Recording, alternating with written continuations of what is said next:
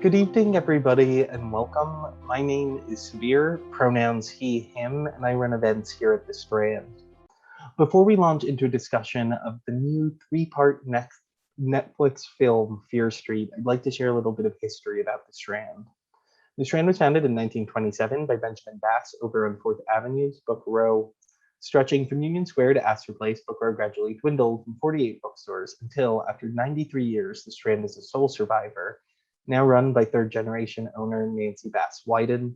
We want to thank all of you for your support. Without our loyal community of book lovers, authors, we wouldn't be here today, and we are so truly appreciative of it. Tonight, we are thrilled to have with us Stine for the celebratory release of the Netflix three-part film, Fear Street, based on Stine's best-selling series of the same name. The last movie of which, Fear Street Part 3, 1966, is out today on Netflix. Stine has more than 350 million English language books in print, plus international editions in 32 languages, making him one of the most popular children's authors in history. Before Goosebumps, Stine has written other series including Fear Street, Rotten School, Mostly Ghostly, The Nightmare Room, and Dangerous Girls. Stine lives in New York with his wife Jane and his King Charles Spaniel, Minnie. Moderating tonight's event is Tiffany D. Jackson.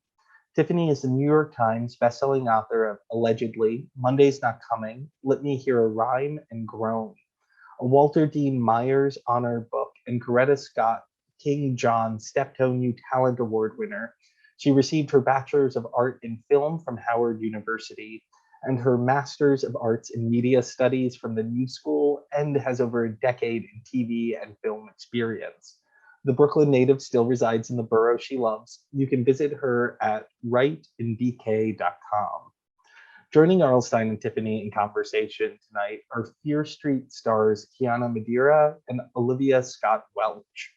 Kiana Madeira leads the cast in Netflix's highly anticipated horror film trilogy Fear Street. Based on the beloved horror fiction book series from Stine, the connected trilogy, Fear Street Part 1, 1994, Fear Street Part 2, 1978, and Fear Street Part 3, 1666, follows three separate timelines that all take place in Shadyside, Ohio. Madeira stars as Dina, a high school student who is willing to go to great lengths to protect the people she loves by hunting down clues to uncover events that have haunted her town for generations.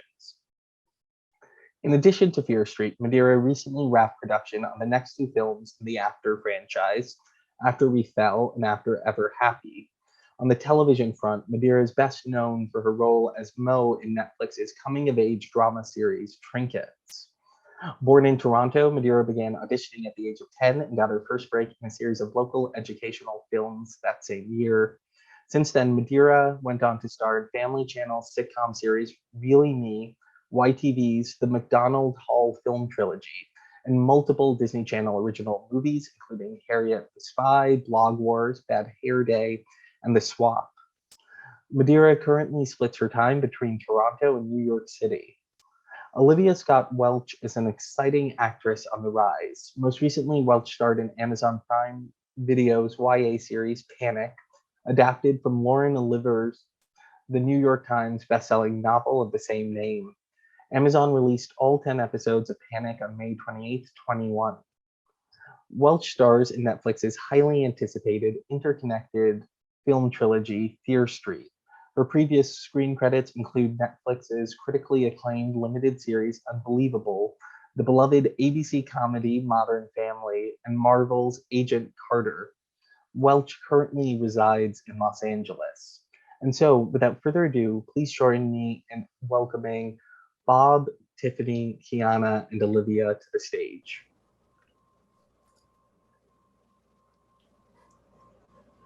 Hello, everyone.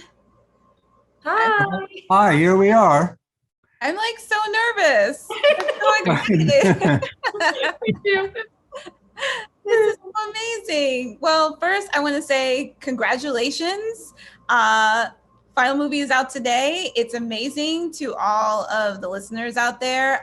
You need to watch it like tonight. Like pop your popcorn, get your soda, get ready. It is so awesome. I watched it for the second time this morning. So I watched it with both the lights on and off. So it's so awesome to have you guys here today. And of course, Bob, thank you so much. Of course, you know I'm already a huge fan. Why are they watching us talk? They could be watching the movie. I mean, they want to Really? talk to you. Really? Well, let me first start with you then, Bob. I want to ask you the question that everyone has been asking me. Yeah, I'd love to be in 1666. Great year. A great year, especially if you're not a witch. Right. So, first, was that your question, Tiffany? Nope, it was not my question. Oh, no. I thought I had it. Yeah, but you're usually on point. So the Fear Street novels have been fan favorites of yours since the late 80s, me included. How did you react when you learned that the movie was optioned and bringing Fear Street to film? Tiffany, that was before you were born. No. Come on. Listen, let me tell you, here's every author, when somebody, they have two reactions. When somebody comes and says, we'd like to take your work and turn it into a film. Okay, you have two reactions. First reaction is, oh, wow, they want to take my work and turn it into a film. The second reaction is, oh, wow, they want to take my work and turn it into a film. They're totally opposite reactions. Because it's very exciting. Somebody wants to, make a movie of what you've done. And then at the same time, it could be horrible. Mm-hmm. It's not somebody takes your work and they do things with it. It could be terrible, it could be good. So I always have such, totally opposed feelings each time. We got lucky this time, didn't we? Yes, because it is awesome. So yes, I would probably be nervous too. I'm not even gonna front. Yes. But on that same note, then, Kiana and Olivia, do you particularly, both of you act in a variety of genres, including comedies, thrillers, drama. What interested you in Fear Street and the horror genre in particular? Well, Olivia will tell you that she is a horror fan. Olivia, do you want to start? Sure. I was like, I can start. Yeah, I love, I was like, I feel like this is out there now. I'm a huge horror fan. I have been since the day I was born. The first movie my parents ever took me to see was Blade, and it's just kept going since then. But yeah, I think I was so excited about the genre, and I love Bob, and I've read his books my entire existence on the face of the earth. And and then just having the idea of just the whole story and the representation in it and all, it was so such a horror movie and the best horror movie I'd ever read. And then also to have all of these underlying messages and themes, and for a woman to be directing this entire trilogy and to have written them, it was such an exciting project that felt so current and modern, and such a change in movie making and in cinema. And then when Kiana was cast as Dina, and she was going to lead this whole trilogy and be such a badass at it, I was like, this is great. This is such an exciting thing to be a part of for every reason. Mm-hmm.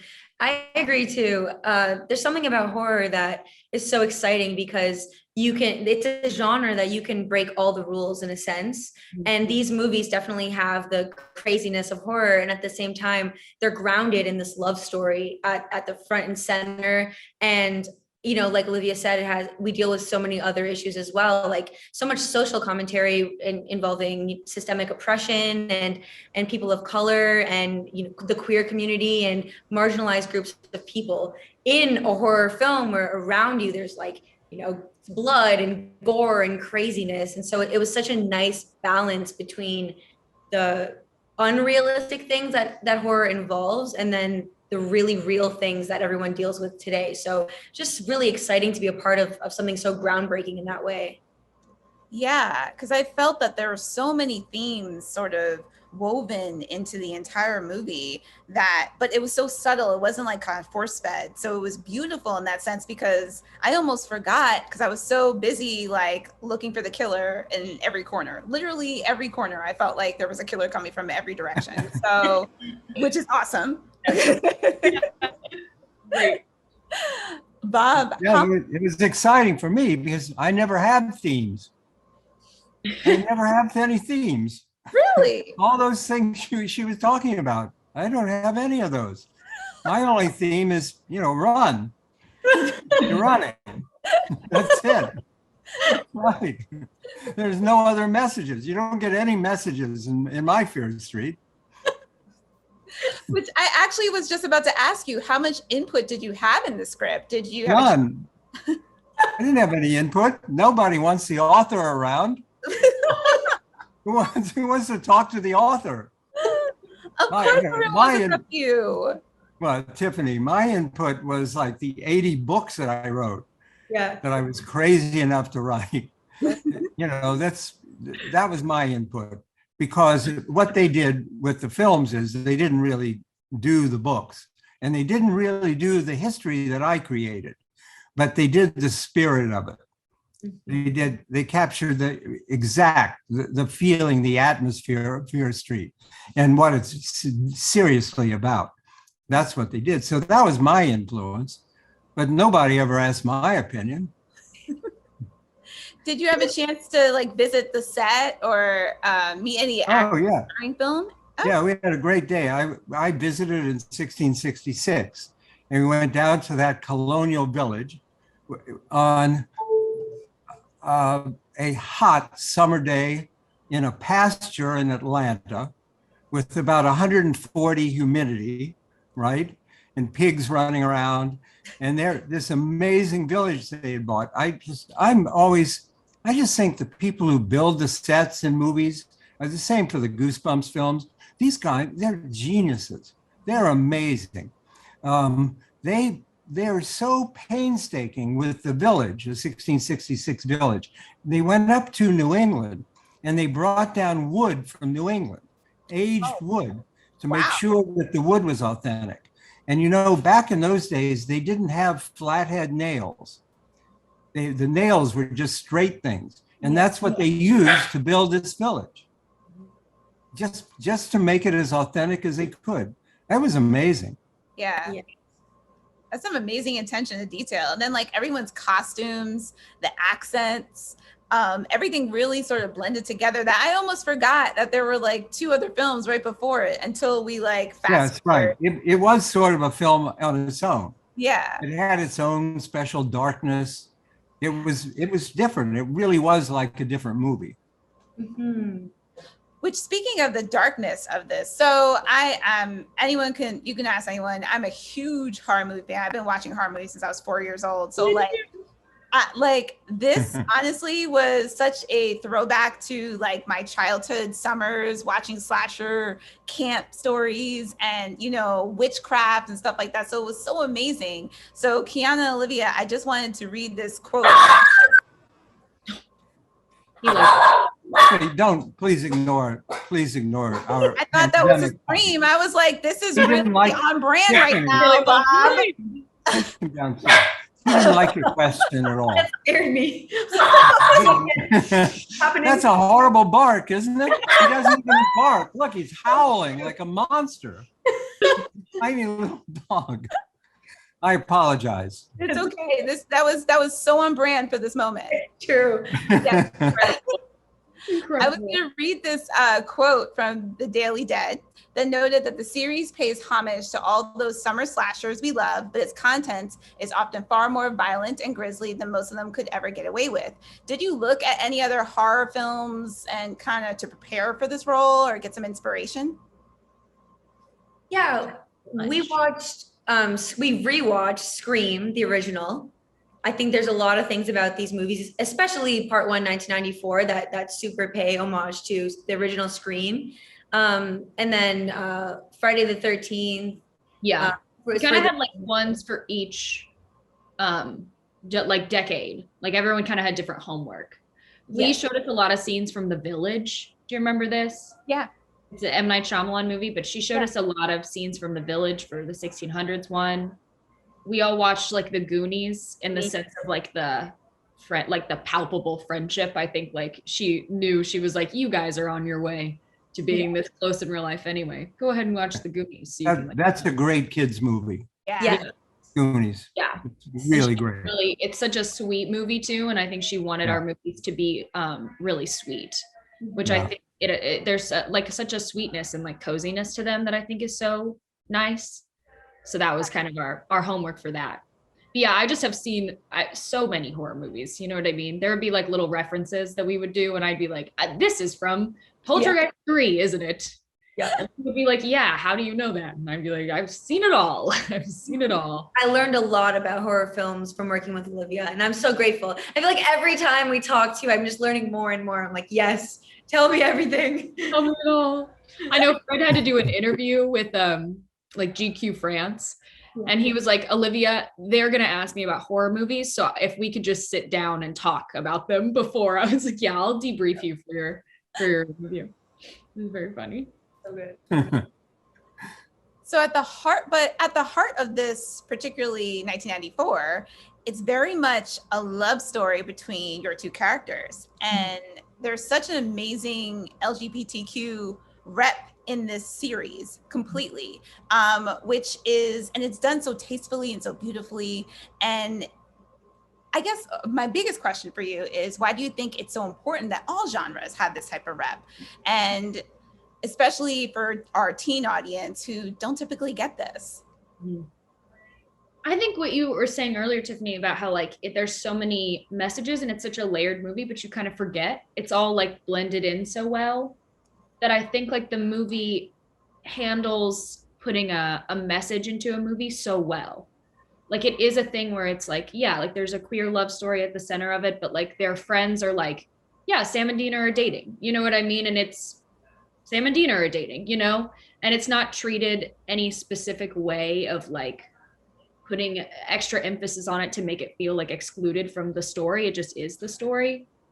And it's something that it's so cool to have seen like young people see these movies and for them to be like, it made everything feel so normal and so like accepted, which I think has been like something that's been so special to me. And I think to all of us that are like, you know what I mean? That we've been able to make a movie that treats things like that. And so, yeah, I think it's just handled so well in the movies. I feel like Lee did such an incredible job with that. Lee and Phil, like our writer. Yeah, and I think it's important that horror genres, as well as every other genre and every industry, especially the entertainment industry, to create work that really reflects the world that we're living in. And so audiences can truly see themselves on screen.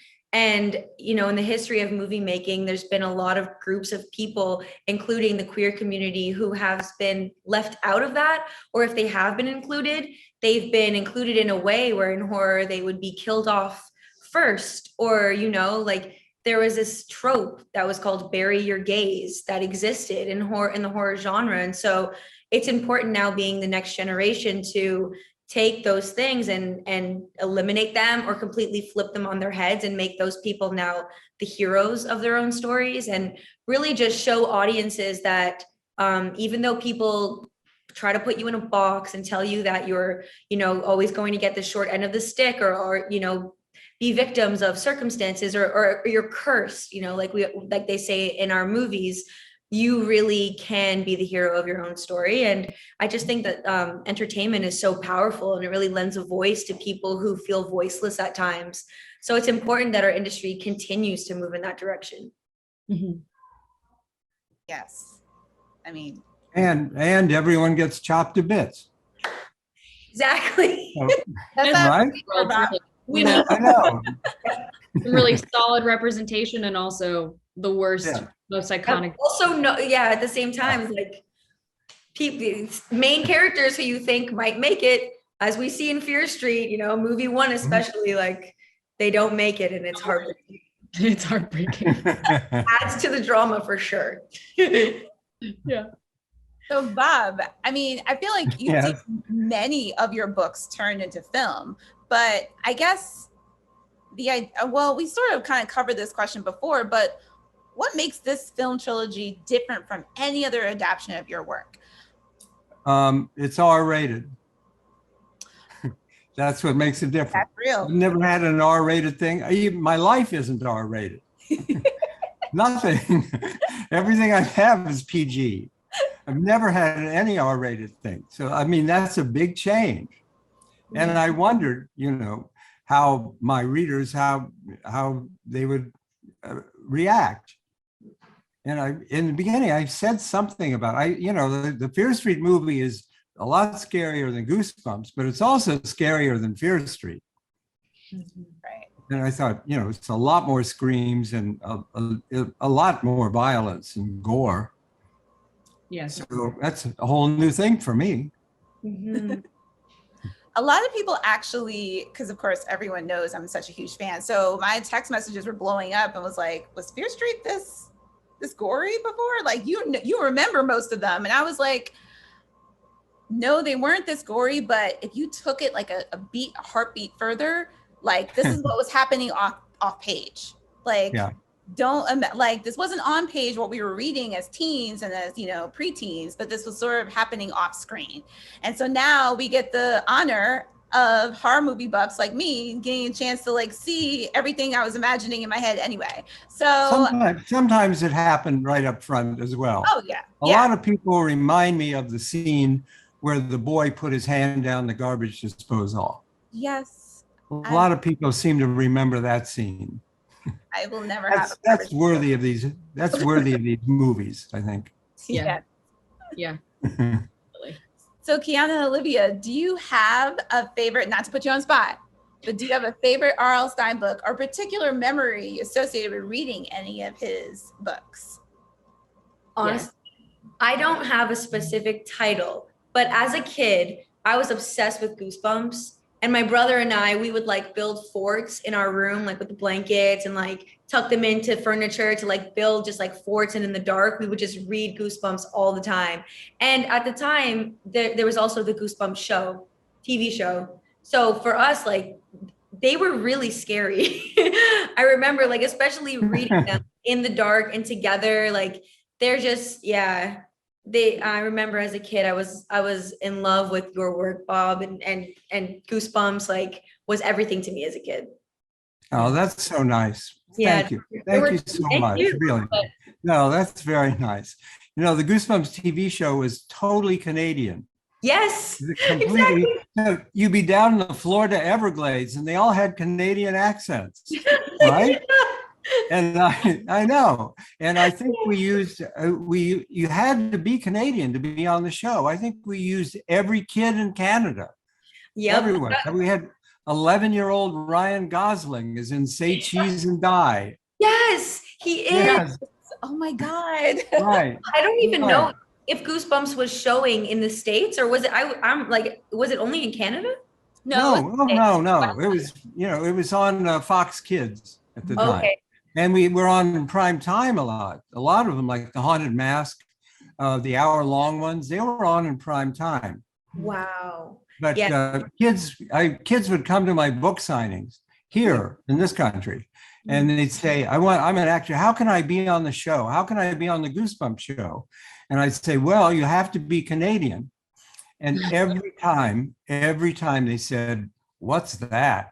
Oh, wow. A tribute to our school system. Oh my gosh. Yeah, no one knew what a Canadian was. That's amazing. That's so funny. I had a bunch. I did there were two that scarred me for life, and you can help me with this. There's one where, and I really hope this is a Goosebumps book. It's a deep memory, but I'm positive it is. A girl, she died in a house fire and she doesn't know it, and then she like overhears people talking about how her family. Oh, that's Hannah from the Goosebumps movie. Okay, that's Hannah. That's The Ghost Next Door was that book. Yes, that one. The big surprise, of course, is he's the ghost. Yes, I was like, what if I'm dead and I don't know it and no one will tell me? That destroyed me. Destroyed me. That's the character from the Goosebumps movie. And then there was one where it was like a girl goes to a ballet or a musical or something, and time moves really, really slow, and she starts like growing out of her clothes while she's there. I don't remember that one. I don't remember that one. I don't I know. think, no, you dreamed that one. Maybe I dreamed that That's- one. Well, It you can, sounds good. you It can sounds write good. that one. You did. But you can have that idea. You want to make I'm writing it down right now. write it down. Write it down. Girl grows out of her clothes. Girl grows out of her clothes in a musical. Right. First musical Goosebumps. I mean, in that same breath, like when you guys first like signed up to do this movie, like were your friends like, oh my God, are you going to meet like R.L. Stine? Or you know, like were they like all like geeking out with you? Or yeah. Oh yeah.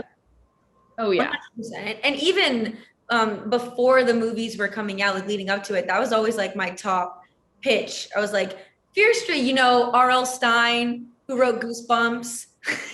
We're doing these movies based off of the Fear Street books because the people my age mostly grew up with Goosebumps, but then a little bit older, they grew up with the Fear Street books. So I always, and everyone was super excited after knowing that you wrote them, Bob. So that was, yeah, my friends were like super Canadian, so they knew the show.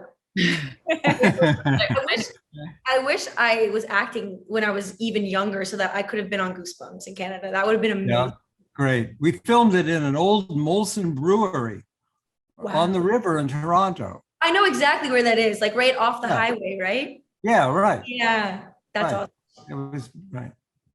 I mean, that's actually kind of a cool like rule. Because I used to like shoot things in Toronto. We did like Orphan Black and all those kind of shows. And the fact that they were like, no, only Canadian actors, like they have to be Canadian. I was like, you know, I don't blame them. I'm like, yes. Do you know why? Do you know why we filmed in Toronto? Why? Seriously? Why? They had no child labor laws. We could work them all night. No rules about there has to be a tutor on the set. No rule. They had no rules for kids actors. Ryan Gosling is like, I've never been to school. I'm glad acting. Yeah, I've never been to school, but I have worked a 16-hour day. Yes, right. Right. I just want to pop in for our audience. In about 5 minutes, we're going to start taking questions, which there's a lot, so you can already, but you can start putting them in the Q&A box right below. Hopefully you guys, we've been in this pandemic long enough that I'm hoping you've seen Zoom before and know how it works. So, but yes, please add your questions because I'm going to get to them because there's plenty. But before I give it away, I want to ask, what's next for everyone? That's my favorite question to ask. And more of these. Wouldn't that be exciting? More of these. Yeah. I would do another one. Oh, God, I would love it. More That fierce. would be nice. That would be fun. Like, that'd be great. That'd be That would great. be So so your awesome. movies coming out, Kiana? Pardon? Your movies are about to come out. I'm very excited. Yes. The Isn't it next the two release day? after movies. Yeah. So after part 3, it's called After We Fell. I'm in that movie. It's coming out, I believe, this coming fall. The trailer just came out for it. And then in terms of filming, I'm working on this really cool project coming up called Perfect Addiction. It's a book written by Claudia Tan, and it'll be directed by Castile Landon, who directed After 3 and 4. So I've worked with her previously, and she's super great, so young and talented and amazing. And I'll be playing an MMA trainer / fighter. So I have to do a lot of training for that. And my character is like super badass and really cool. So I'm excited to jump into that. Yes. Yeah. All for badass. Right? Always. There's like a theme Always. from this series into like MA fighter. I mean, okay, all right. Yeah. Somebody You're always a badass, Kiana. Thanks. Always. In On and off screen. characters, and then in real life, I'm just like, In real life, you're like, hi, how are you? Well, Olivia, let's not, I mean, you know, panic was no small feat. yes. Oh my gosh, thank you. That first episode when you jumped in the water, I was like, I can't. Yeah. Me too. I have like a crazy fear of jumping off high things. So doing that stunt, I didn't do the one that you see where she jumps, it's from her back. That's my stunt double because she jumped into the water for real. but I had to do a lot of like stunt jumping, and boy, oh boy, was that horrifying. Oh God. Yeah, that's what I learned about myself on that shoot. You're scared of heights?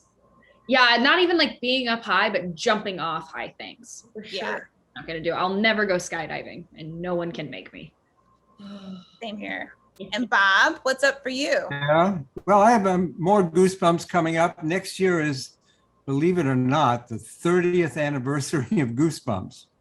30 years of this stuff. And so I have more. A new one just came out this week called Fifth Grade Zombies. And I have a new TV series, I think maybe this fall on Disney Plus. It's called Just Beyond. It's based on my graphic novels. It's like Just Beyond Reality. It's sort of Goosebumps. It's a lot like Goosebumps. The graphic novels were, you know, as comic books.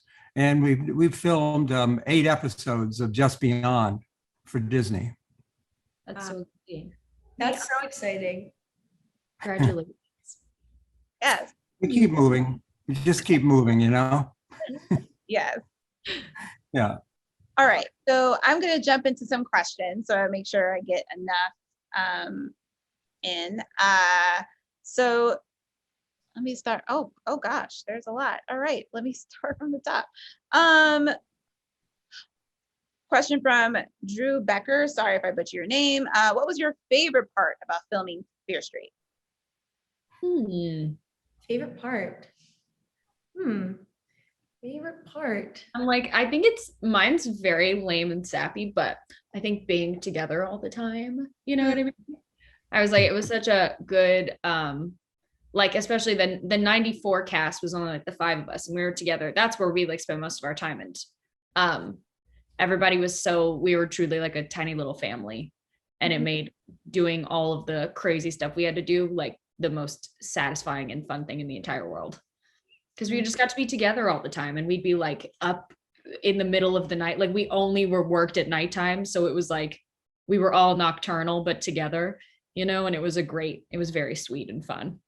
Yeah, it did feel like our own little clubhouse. Like while everyone was sleeping, we were just like up together making these movies, and it felt really special. I have the same answer, especially doing these premieres and getting to get back together. And now the 3rd premiere is done. I'm like, when am I going to see them again? It really hit me that I was like, I love you guys a lot. It's like, it's rare to really like connect with your cast, but I agree, like working with you guys for sure.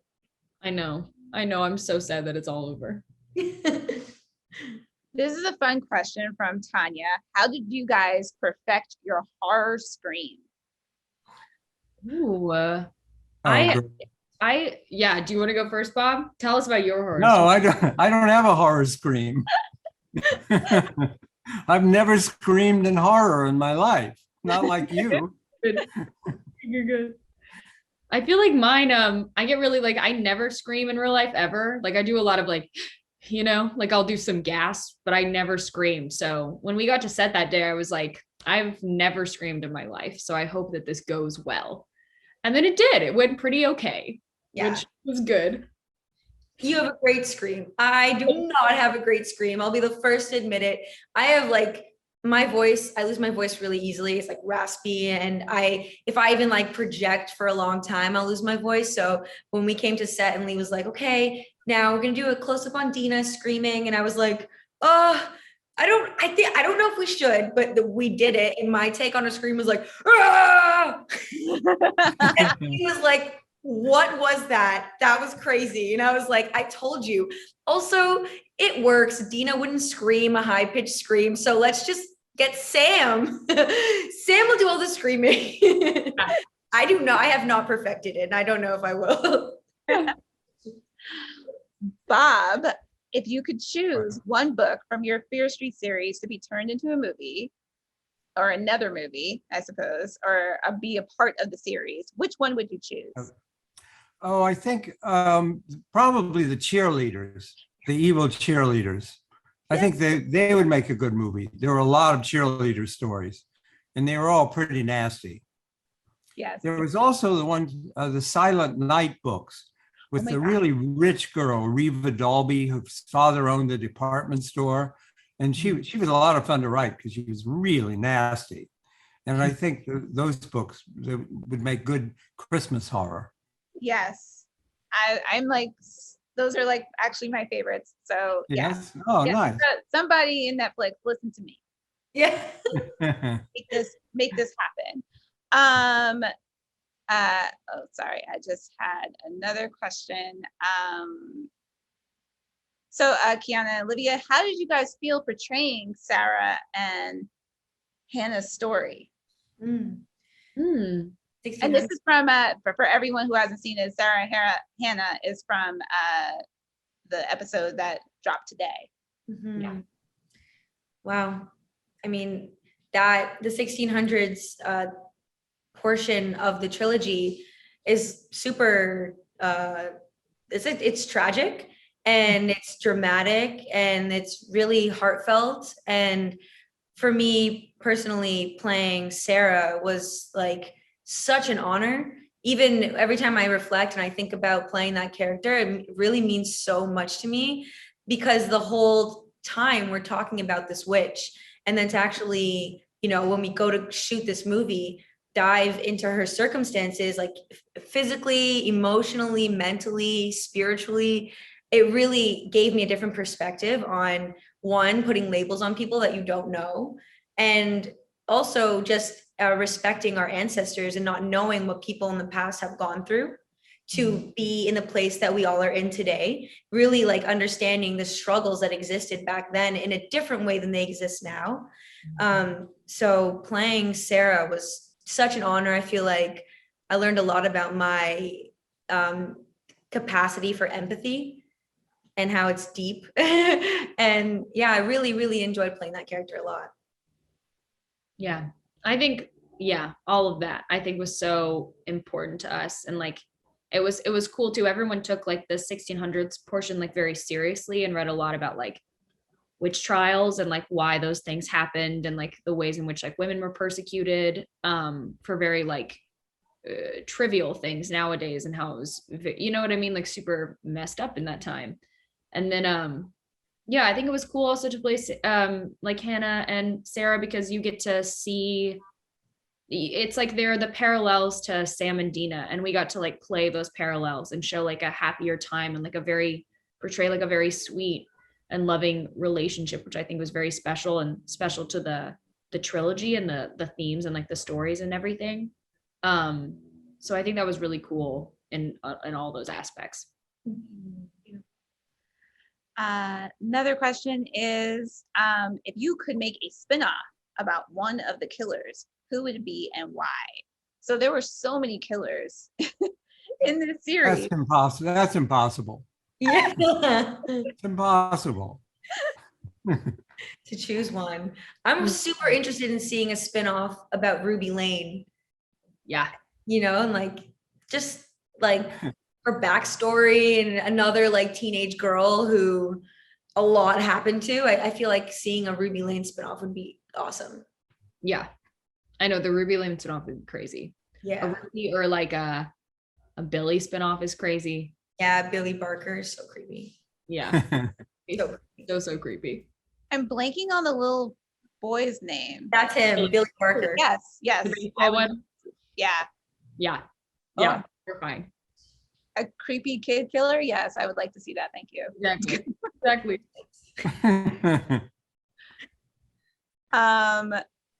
Oh, this is a good question. Favorite horror movie? My favorite horror movie is ancient.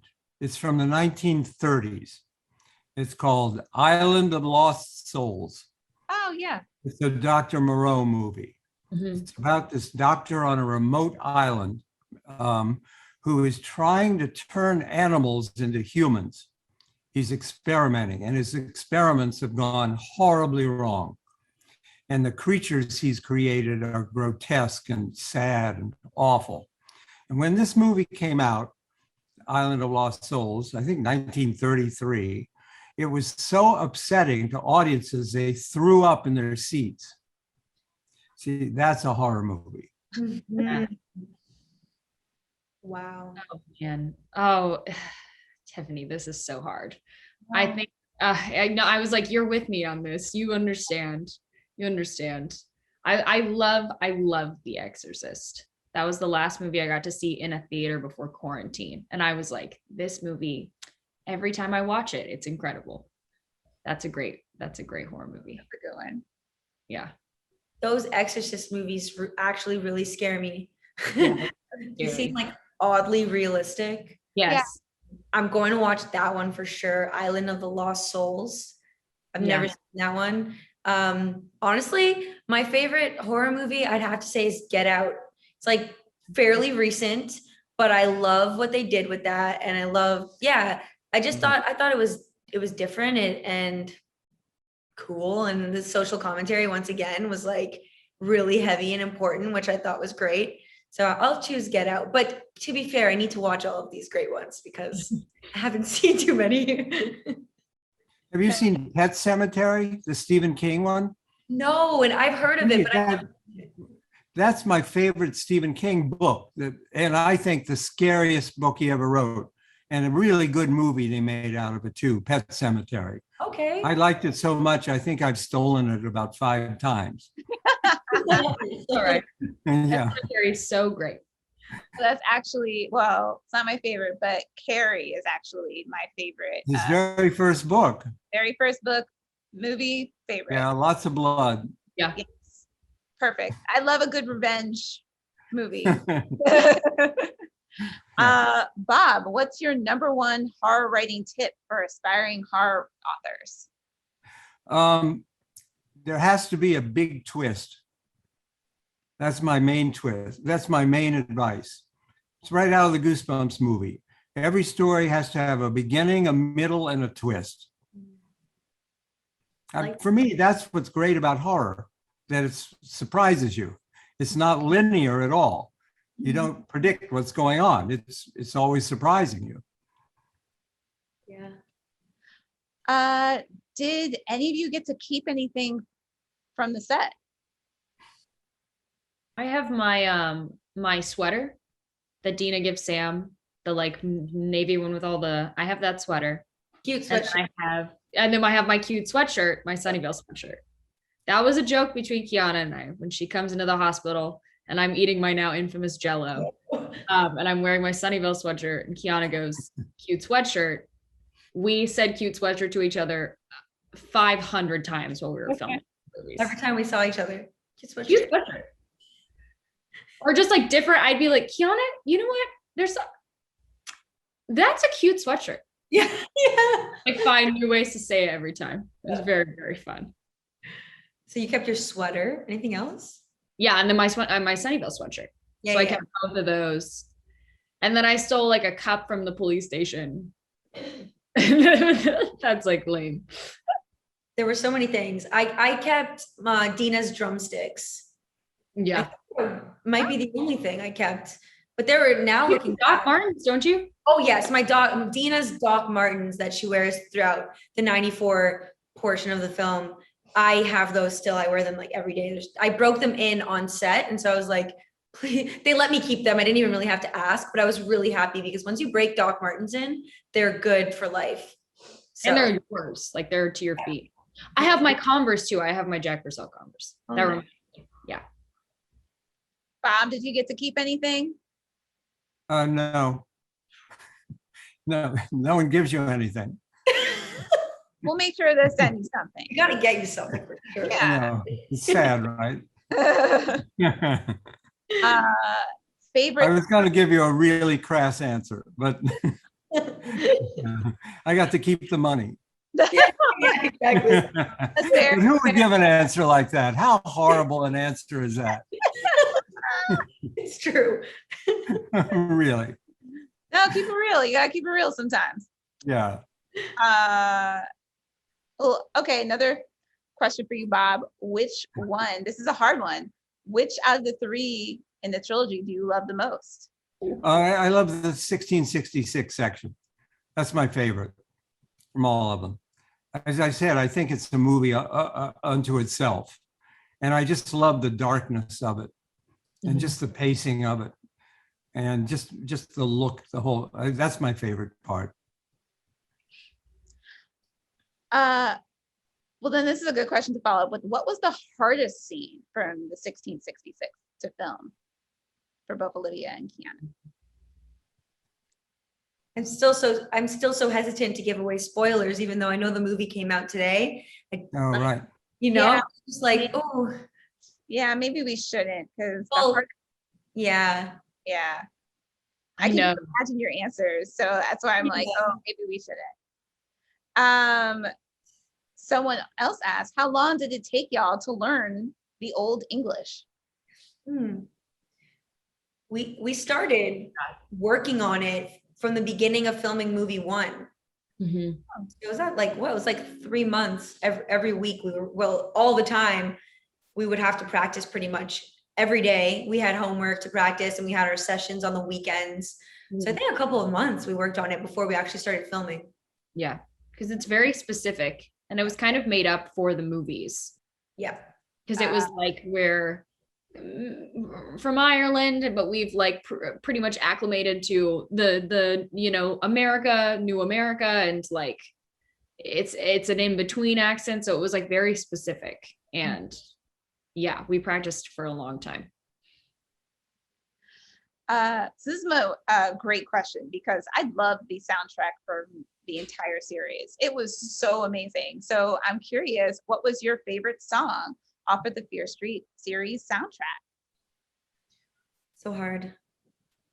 Oh, this is so hard. I love Creep by Radiohead, but there's a song at the end of movie 3 and the lyrics go, "You and I are gonna live forever."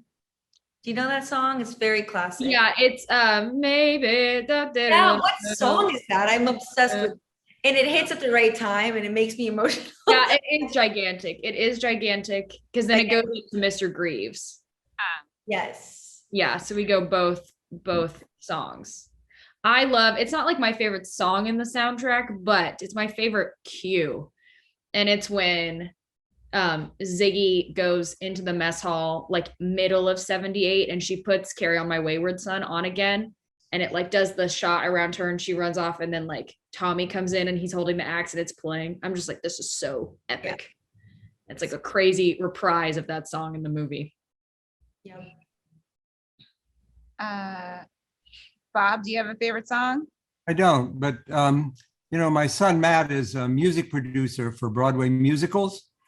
And I showed him an early version we had of a screening of the film. And I said, Matt, what did you think of it? He said, great soundtrack. Yay. Good. Yeah. We're coming out with those vinyls. I don't know if you saw that yet, but they're dropping like a 3 vinyl set for each film. They're on pre-order now. So yeah. Anyone who wants a vinyl, pre-order them now. I'm definitely getting one. Oh, that's pretty dope. I'm so excited for the vinyl. Me too. This is another question. Bob, what do you think a Fear Street or Goosebumps musical would look like? We had one. We've done everything. We had a Goosebumps stage show that went from city to city back in the day. And it was actually written by my friend Rupert Holmes. Rupert wrote the Pina Colada song. He was a big, yes. And he wrote, it was a wonderful musical, but it didn't it closed in Cleveland. Oh. Yeah. Wow. No, I don't remember a musical, but I do remember the stage play. Wow. Okay, there's like a billion questions. Well, this is another question that's sort of maybe a spoiler, but the most complicated scenes. What was your favorite, most complicated scene to film? Which may be a spoiler because that's probably from 1666. But I mean, have at it. There's probably one from part 1. Yeah, I'm like, there's got to be some. There was a lot of little sneaky, tricky scenes, especially in part 1. Like, I remember that time that we like run up from. We're by the car and we found all the bones, and Nightwing comes and is chasing us. Like the shot of us going into the ambulance and shutting the doors and the ambulance driving off and Nightwing, like that shot was was really complicated to film. Like it looks very like quick and easy, but like there were sneaky little shots like that where it was like very tricky, like camera work and stuff. So it's like these little things that you would never guess where like we had to do them over and over again to get like really cool shots, but it was always stuff like that. Yeah, even in that same sequence, right before we run, when Nightwing swings at Sam and Dina pulls Sam out of the way and it shatters the glass in the car, to get the timing right, to pull Olivia out of the way at the same time where it doesn't look like Nightwing is hesitating, he just has to swing full force. Getting that timing right with the stunts was really important too, because even if the killers feel like they're hesitating even a little bit, it's not scary anymore because it looks like they don't actually want to kill us. So for our timing and with the camera to catch it at the right angle, it's like a lot of stuff like that, which was challenging, but like also super fun. Yeah, because then you get it and you're like, yes, like everyone's so excited that you've got it. Yes. Oh, well, this isn't a question, but this is a beautiful comment. Not a question, but thank you so much for the positive representation. I know we talked a little bit about that, so I felt like it was good. I know that's been in the comments as well too. So I felt like I wanted to just, give y'all a little shout out there because that was beautiful. I'm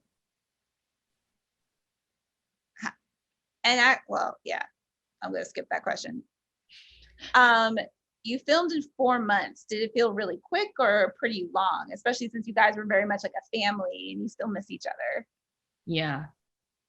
It felt like both at the same time almost. I think like towards the end, we were like, man, like we have been wearing the same shirt and covered in blood for so long. But then like when it was over in retrospect, you're like, I would do that again. Cause it's like, oh man, like I do miss doing it all, Yeah, I think it kind of went by fast. And then only when we stopped to think about how long it was, we were like, wow, we've been here since it was cold and now it's boiling hot. So it's been a while. Yeah. But at the same time, we had so much to do every day that the days just kind of flew by. Yeah. I feel like we just did a lot while we were there. We saw so many movies and stuff. Like we would just go and do stuff on like Sunday when we had all recovered from the week, So for Sam and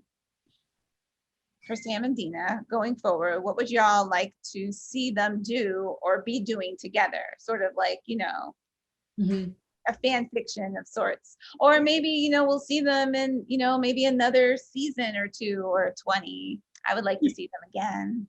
Me too. I don't know. What would we be doing? Would it be like an Evil Dead route where we're demon slayers now? Yeah. You know what I mean? I feel like I can just picture them like in Dina's car, like going to the drive-in. Yeah. Right? We have to eat cheeseburgers in every movie. That's the one. Every movie. We have to eat cheeseburgers and feature one Pixie song. Yes. I like to picture them doing just like cute stuff and like being able to chill before they embark on their next journey to fight off killers. Like hopefully they have some time to just be together and, doing cute things. They'd have to move out of Shadyside. Yeah, exactly. That's the first thing. Yeah. Come on, dear. Yep. Is there a connection, which this would be a complicated question, but is there a connection between Fear Street and Supernatural, and what with Dina and Sam and Dean and Sam? I've seen this a lot. And I'm like, that's funny. I'm like, they are brothers. I hope people remember that. Right. They're definitely not, kissing on the mouth, but it's kind of the same thematically, I would say. Right. That's kind of what I picture when I'm like, what would we become? I've seen that question in other like boards. So I figured I, pop in and ask that as well too. Yeah. And I think other people, so I don't know if people made the connection that Sarah Fear is where the name Fear Street came from. Mm-hmm. So I just wanted to like throw that out there, that's sort of the. Yes. Bob, I'm you know where it came from? Go ahead, Bob. Do you know where the name came from? I was thinking of doing a series, and it was going to be in a specific place. And I sat down with a yellow pad and a pen, and I said, I'm going to sit here until I think of a good name for the series.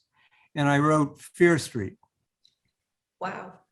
That was Whoa. it. First Where thing did that come from? Where did it come from? I don't know. There it was. I didn't think about it. That was it. That is so awesome. In fact, that's actually kind of an awesome way to end tonight, because I just feel like, yes, mic drop there, just came up with this, and now look at this years later. Of course. A nice thing, a nice thing. Well, I want to thank you all so much for honoring me and letting me be a part of this great moment. And God, I love these movies so much. Like, thank you so much for this. And of course, Bob, thank you so much for your brilliance, for everything. Everyone in the chat, thank you for being a part of this. Let's give everyone a round of applause in the chat, or saying thank you, bye, and all that. Strand, I don't know if you want to pop in and say your goodbyes either, but here we go. Thank you so much to our audience for joining us tonight. Bob, for creating such a great series that also equaled a great movie series. Kiana and Olivia, thank you for spending your evening with us and the fans. And Tiffany, thank you for being the master of this circus and keeping the conversation going. To our audience, if you haven't seen the Fear Street film trilogy yet, please head directly over to Netflix and watch it immediately. If you'd like to buy a book with one of the original Fear Street books with a signed bookplate from Bob, I've dropped links in the chat. You can also just go directly to strandbooks.com. You can also pre-order Tiffany's upcoming book, White Smoke, there as well. So please take a look at that. And on that note, thank you, everyone, and have a great evening. Thank you, everyone. Bye-bye. Bye, thanks. Thank you. Okay, bye. Thank you so much. Thank you.